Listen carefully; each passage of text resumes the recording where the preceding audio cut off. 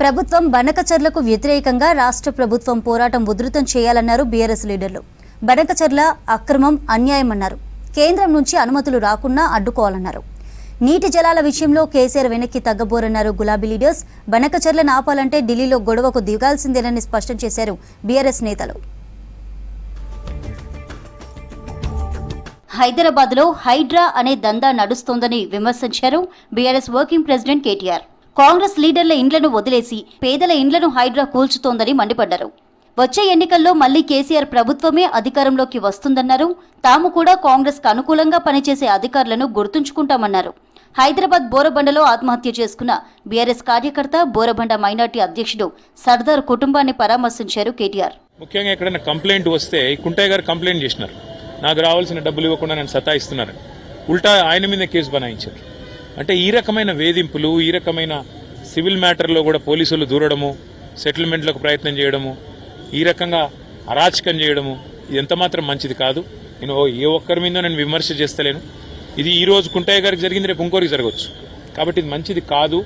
దయచేసి కంట్రోల్ చేసే ప్రయత్నం చేయాలని చెప్పి కూడా నేను ఈ రాష్ట్ర ప్రభుత్వాన్ని కూడా కోరుతా ఉన్నా. రాజకీయ లబ్ధి కోసమే కేసీఆర్ మాటలను సీఎం రేవంత్ వక్రీకరిస్తున్నారన్నారు మాజీ మంత్రి Harish Rao. Apex council meeting agenda అంశాలను దాచిపెట్టి ఒక్క అంశంపై మాత్రమే రేవంత్ మాట్లాడారన్నారు హరీష్. గోదావరి, కృష్ణా నదుల అనుసంధానం ప్రాజెక్టుల విషయంలో తెలంగాణను సంప్రదించకుండా ఎట్టి పరిస్థితుల్లో ముందుకు పోకూడదని, ఒకవేళ వెళ్తే అందుకు తెలంగాణ అంగీకరించదని కేసీఆర్ స్పష్టంగా చెప్పారన్నారు హరీష్. కానీ రేవంత్ రెడ్డి ఈ విషయాన్ని దాచిపెట్టి స్వార్థపూరిత రాజకీయాల లక్ష్యాల కోసం అసత్యాలను ప్రజల ముందుంచారన్నారు. రేవంత్ రెడ్డి ప్రభుత్వం ఆదివాసీలను మోసం చేస్తోందన్నారు బీఆర్ఎస్ నేత ఆర్ఎస్ ప్రవీణ్ కుమార్. ప్రభుత్వం తీసుకొచ్చిన జీవో 49ను వెంటనే ఉపసంహరించుకోవాలని డిమాండ్ చేశారు. జీవో 49తో ఉమ్మడి ఆదిలాబాద్ జిల్లా తీవ్రంగా నష్టపోతోందన్నారు. స్థానికుల అంగీకారం లేకుండా ప్రభుత్వం టైగర్ రిజర్వ్ను తీసుకొస్తోందని మండిపడ్డారు. కేవలం 7 పులుల కోసం 7 లక్షల మంది గిరిజనులను నిరాశ్రయులను చేస్తున్నారని ఆరోపించారు ఆర్ఎస్ ప్రవీణ్ కుమార్. బనకచర్ల ప్రాజెక్టు ఆగాలంటే ఢిల్లీలో లొల్లి పెట్టాలన్నారు బీఆర్ఎస్ ఎమ్మెల్సీ కవిత. బనకచర్ల ప్రాజెక్టుతో తెలంగాణకు నష్టం లేదన్న ఏపీ మంత్రి నిమ్మల రామానాయుడు కామెంట్స్ అబద్దమన్నారు. పోలవరం ప్రాజెక్టు దగ్గర గోదావరి లింకేజీ ఉంటే తెలంగాణకు నష్టం జరుగుతోందన్నారు. బీసీలకు 42% రిజర్వేషన్లు ఇవ్వకుండా ఎన్నికలు పెడితే వందలాది మంది బీసీలతో నామినేషన్స్ వేయిస్తామన్నారు కవిత.